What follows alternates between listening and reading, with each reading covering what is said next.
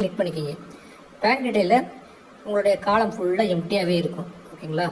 அதில் உங்களுடைய account number, confirm account number, account holder name, IFSC கோடு எல்லாத்தையும் கொடுத்துட்டு சப்மிட் அப்படிங்கிறத ப்ரெஸ் பண்ணிட்டீங்க. ரைட்டுங்களா?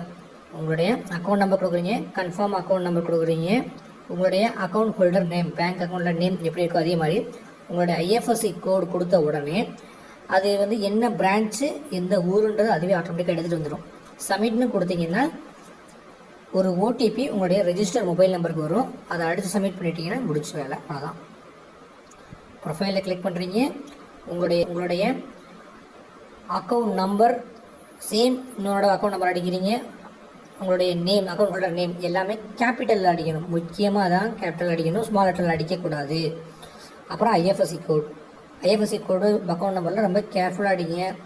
மாற்றி அடிச்சிட்டேன், தப்பாக அடிச்சிட்டேன்னு சொல்லி கரெக்ஷன் பண்ணுறதுல நம்ம கொஞ்சம் கஸ்டமர் சப்போர்ட்லாம் நம்ம ஃபாலோ பண்ணுறது ரொம்ப கிரிட்டிக்கலாக இருக்கும். ஏன்னா அவங்க ஹெவி க்ரென்ச்சில் போயிட்டுருப்பாங்க, கூட்டம் ஹெவியாக இருக்கும். ஸோ நம்மளே கேர்ஃபுல்லாக ஒரு தடவை டைப் பண்ணி சேவ் பண்ணுறப்ப பார்த்து சேவ் பண்ணோம்னா நம்மளுக்கு ஈஸியாகவே ஒர்க் முடிஞ்சிடும். சரிங்களா? டேஷ்போர்டை ஓப்பன் பண்ணவுடனே உள்ள லாகின்குள்ளே வந்தவுடனே உங்கள் டேஷ்போர்ட்லேயே ப்ரொஃபைல்னு இருக்கும். பேங்க் ரெண்டையும் அப்டேட் பண்ணணும். ப்ரொஃபைல் அப்டேட் பண்ணுறீங்க, ரெண்டாவது பேங்க் டீட்டெயில் அப்டேட் பண்ணுறீங்க. பேங்க் டீட்டெயில் அப்டேட் பண்ணுறது கேர்ஃபுல்லாக அப்டேட் பண்ணுறீங்க. எல்லாமே கேபிட்டல் அப்டேட் பண்ணுறீங்க.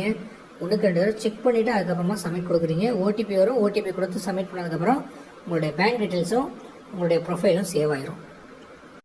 இப்போ கூட பாருங்கள், நான் என்னோடய அக்கௌண்ட் நம்பர், நேமு, ஐஎஃப்எஸ்சி கோடு எல்லாம் கொடுத்தோடனே ஐஎஃப்எஸ்சி கோட் கொடுத்தோடனே ஆட்டோமேட்டிக்காக பேங்க் நேமையும் பிரான்ச்சையும் அதுவே எட்டு வந்துருச்சு. இப்போ நான் சப்மிட்டுங்கிறத ப்ரெஸ் பண்ணியிருக்கேன். ஓகேவா? ஓடிபி என்னுடைய ரெஜிஸ்டர் மொபைல் நம்பருக்கு வரும். அந்த ஓடிபி எடுத்து இப்போ பாருங்கள், ஓடிபி வந்துருச்சு பார்த்தீங்களா? 31996. ஓகே, 31996. ஓகே, சப்மிட் பண்ணிட்டேன்.